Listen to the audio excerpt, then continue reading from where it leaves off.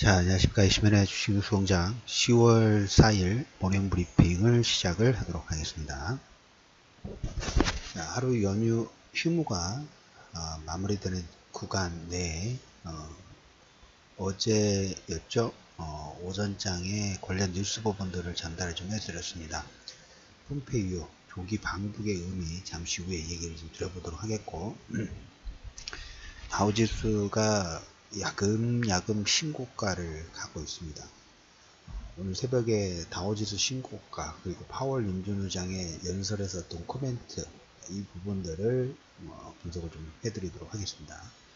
첫 번째, 오늘 새벽에 국채금리, 미국의 국채금리죠.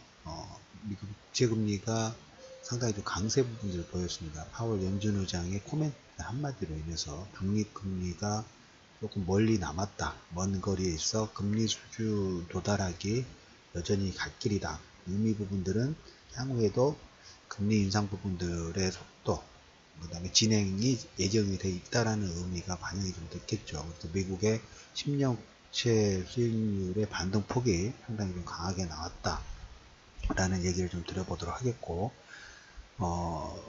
올해 4번이고, 내년에 원래 한 달 전인가요? 그러니까 3분기에 제가 봤던 점도표 예상으로 본다 하면 올해는 4번, 그 다음에 내년에 3번, 그 다음에는 한 번 정도로 급감한다라는 얘기를 드렸어요. 그걸 미리 머릿속에 그려 놓으십시오. 뭐 이런 표현이 맞는지 모르겠습니다만 항상 보면 무엇이든지 속도가 중요합니다. 너무 빠른 속도, 그리고 속도가 진행이 되더라도 미리 예상되고 시장에서 미리 선반영 부분들 된다 하면 그건 괜찮아요. 근데 속도가 너무 가파름이 문제죠. 금리 인상은 진행돼야 되는 부분이고 그래야지만 투자 자금 자체가 로테이션 자체가 계속 되는 거예요. 그런 측면으로 보세요. 미국의 금리 인상은 지금 이 정도의 시장에서 반응 부분들은 미국 국채 수익률이 너무 급등을 하거나 이런 거는 안 되지만 지난번에도 뭐 3% 넘어서서 조금 반영이 나와야 되지만 당연히 금리 인상이 진행이 되니까 미국 국채 10년분은 상승해야 됩니다. 상승 안 하는 것도 웃겨요.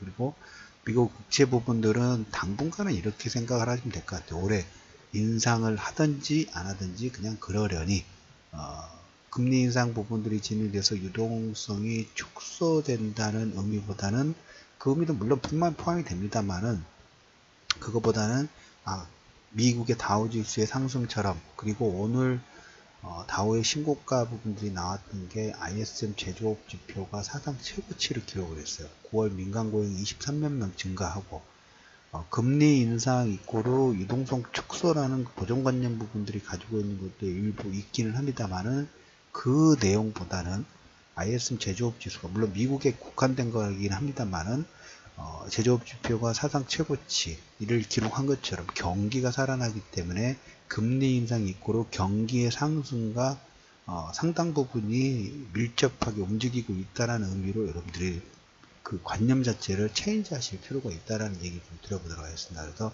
미국 같은 경우에 9월 민간 고용 23만 명 증가를 했고 ISM 제조업 지수가 사상 최고치를 기록했고 최근에 미국의 소비 지표 자체도 계속 우상향이 진행이 되고 있죠.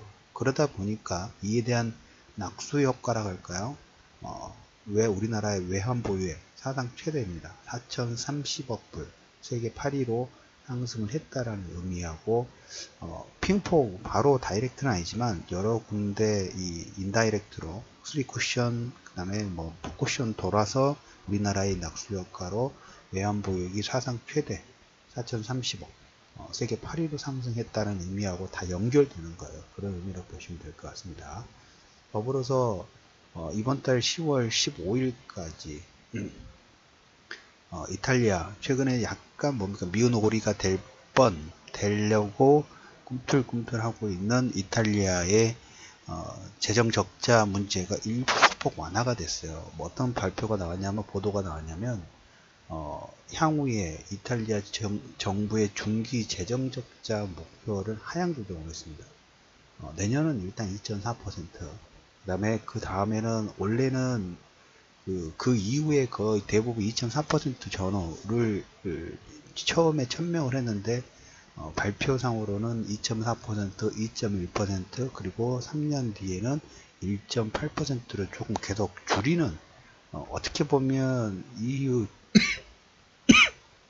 집행위에서 그 코멘트가 나오고 협상 부분들, 논의 부분들이 돼야 되긴 합니다만은, 처음에 재정 적자를 급증시키는 그 내용에서 일부 약간 양보가 이탈리아 문제가 약간 완화가 됐어요.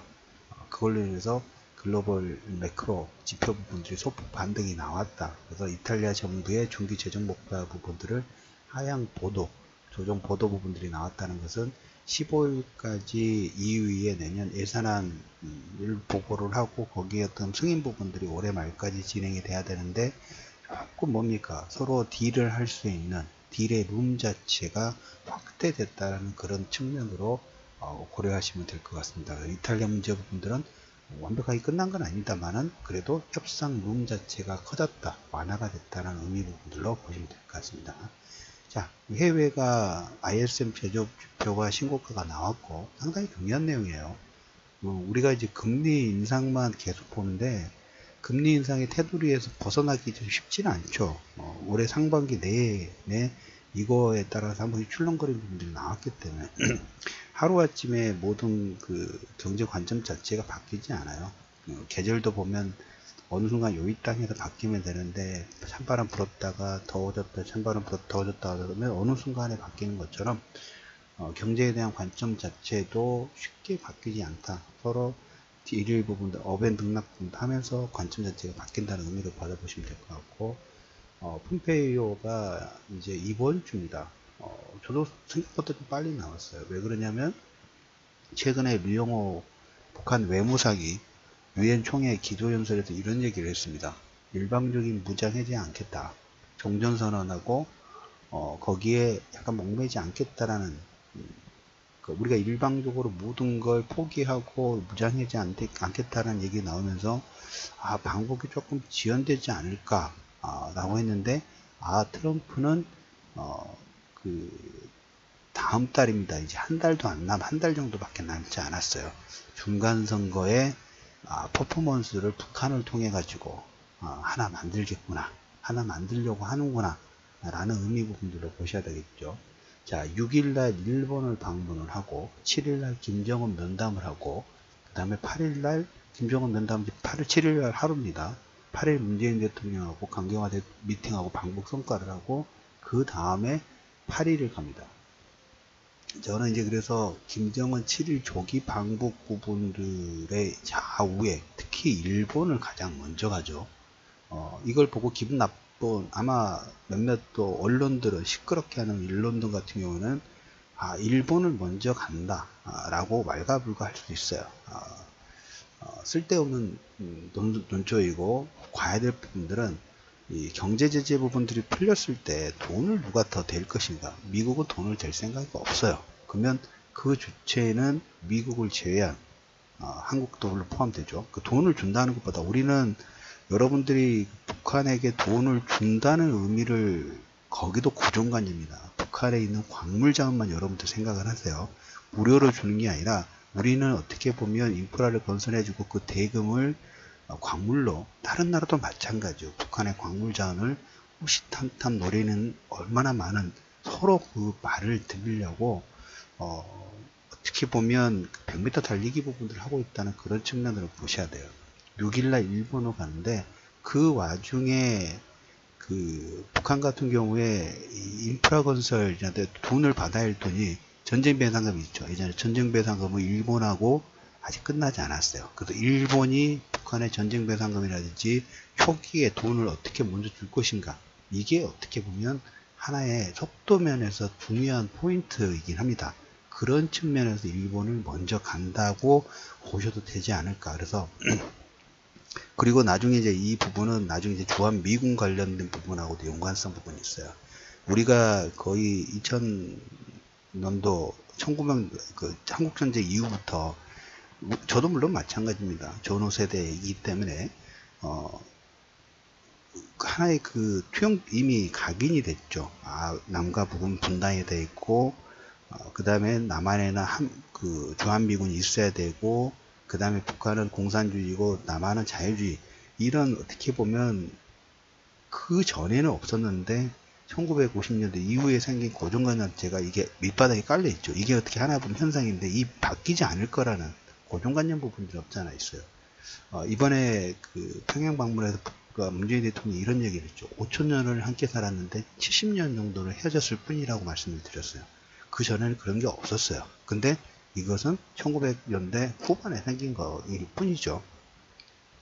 나중에 이제 한 번 더 얘기를 드리겠습니다만, 이 역학적인 구도 자체가, 안보의 구도 자체가 바뀌고 있다는 걸, 그걸 여러분들 그게 중요하다고 말씀드렸어요. 그리고 바뀌는 게 자연스럽게 진행이 좀 되고 있고, 여기에 상당히 큰 기회가 있다고 말씀을 좀 드렸어요. 그래서 남북 경협 부분들 1차, 2차, 3차 계속 주도주들이 변신이 되면서 색깔 부분들을 지금 무장 준비를 하고 있다고 말씀드려요. 준비가 큰 준비 부분들이 되고 있다는 얘기 드렸어요. 계속 관심권을 키우셔야 돼요.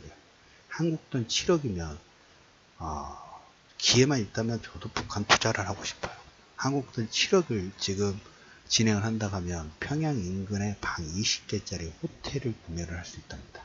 원산 금강산 경제특구의 다양한 시설 짓기 위해서 외국인 투자 유치 내용입니다. 하수 처리장에 200억, 외국인 전용 응급병원에 85억, 택시 정류장에 4억 원 정도의 투자를 유치를 하고 있다는 북한의 발표 부분들이 나왔어요. 외국인들한테 뺏기면 안 되죠. 이런 것은 뺏기면 안 돼요. 왜? 더 많은 투자 기회 부분들이 있는데 외국인들에게 더 많은 문호 부분들을 주는 게 아니라 우리가 광물자원을 받더라도 아니면 어차피 개방이 되어야 되는 그런 프로세스 있다 하면 서로 상호 윈윈할 수 있는 우리가 먼저 투자를 하고 거기 협력 부분들의 남북에 5천년 다시 만나는 그 시점의 본드 역할, 결합체 역할 부분들을 할 수 있는 미중유가 될 수 있는 가능성을 계속 열어두실 필요가 있다고 말씀드렸습니다. 10월 4일 한 줄 브리핑 부분을 정리하면 ISM 제조업비평 신고가가 나왔고 그 다음에 이탈리아 문제 부분들은 일부 정부의 완화 발표 부분들이 보도가 좀 예정이 돼 있다라는 부분하고 폼페이오가 조기 방북 부분들을 진행하면서 남과 북의 경협 프로세스 부분 그리고 아직 뭐 확인될 필요는 없겠죠. 남과 북의 경제 제재 부분들의 완화 외의 사항 부분들이 조만간 진행될 수 있는 가능성 이 의미 부분들은 종전선언은 큰 게 아니랍니다. 종전선언은 여러분들 큰 것처럼 얘기하는데 종전선언은 당연히 돼야 되는 거고 그 다음에 경제 완화에 상당히 빠른 프로세스 부분도 진행될 수 있는 가능성 꼭 깔아두시기를 말씀을 드리면서 10월 4일 이슈맨의 주식 뉴스 공장 모닝브리핑을 마무리하도록 하겠습니다.